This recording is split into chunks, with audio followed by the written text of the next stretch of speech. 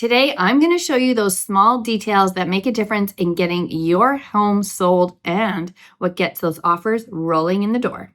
You have about 5 seconds to make a really good first impression when a buyer is coming into your property. So if we're walking up to the front door and the door trim is peeled off, or maybe you've had a pet who likes to scratch at the door, so that trim is destroyed, the wood needs a paint, the door is dirty, you might have a porch. We had this yesterday.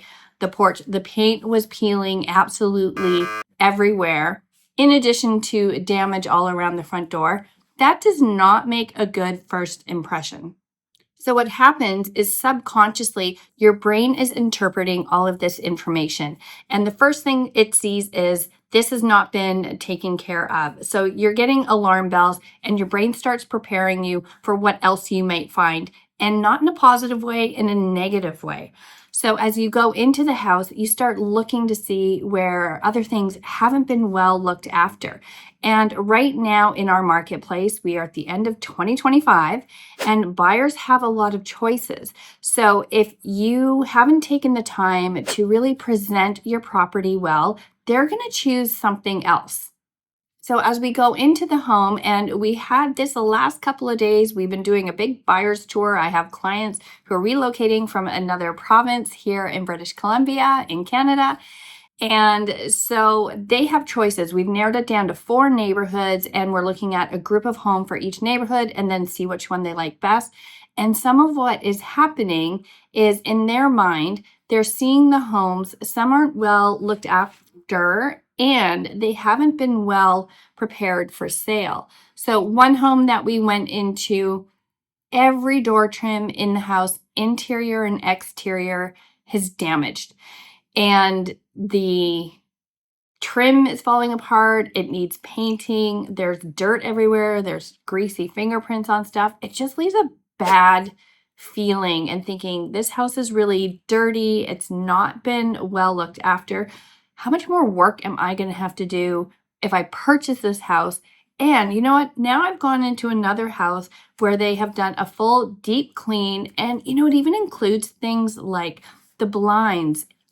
A big one, now this is also a little bit of my own pet peeve, is clean your fans, clean the fan in the bathroom, clean your air return grates, all of those things. If people see a buildup of dust, then they also think you're not maintaining the home. And then that goes into, are you replacing the filter on your furnace? Are you changing light bulbs? So it starts going down a weird rabbit hole of small things, people thinking you haven't done. Maybe you have leaky taps in your house. You've got hair clogs in the sinks. If you can't change a furnace filter, then are you really doing some of these other maintenance items in your house as well? Another thing that is really important to do, and I think all of us have this somewhere in our house, are those nicks in the wall. So some houses we've gotten into, there have been some pretty big chunks missing, and you really want to get those filled in, paint it. We've also been in some houses where it definitely needs a paint. Now, paint can have a major, massive return on your dollar in terms of buyer perception.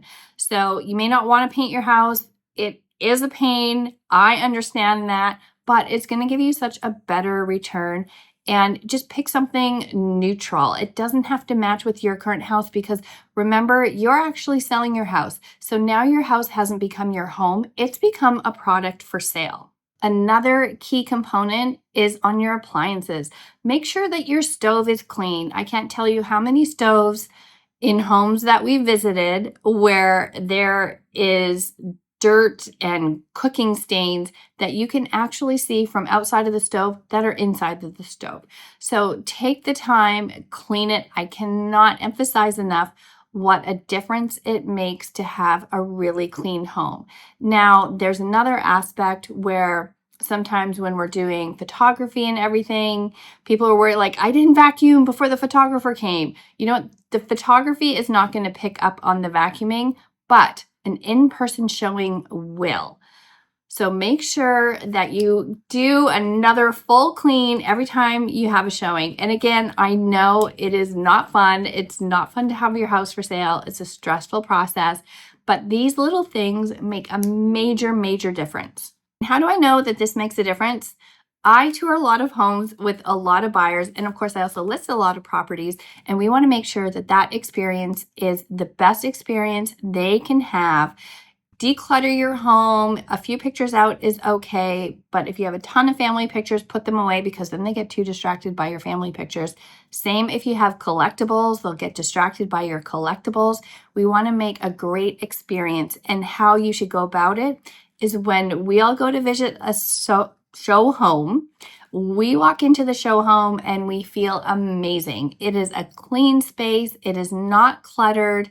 It is so well presented. It looks like it could be in a magazine, and it gives to aspirational living, but it also gives you a feeling of peace and calm and being surrounded by things that are going to make your life better.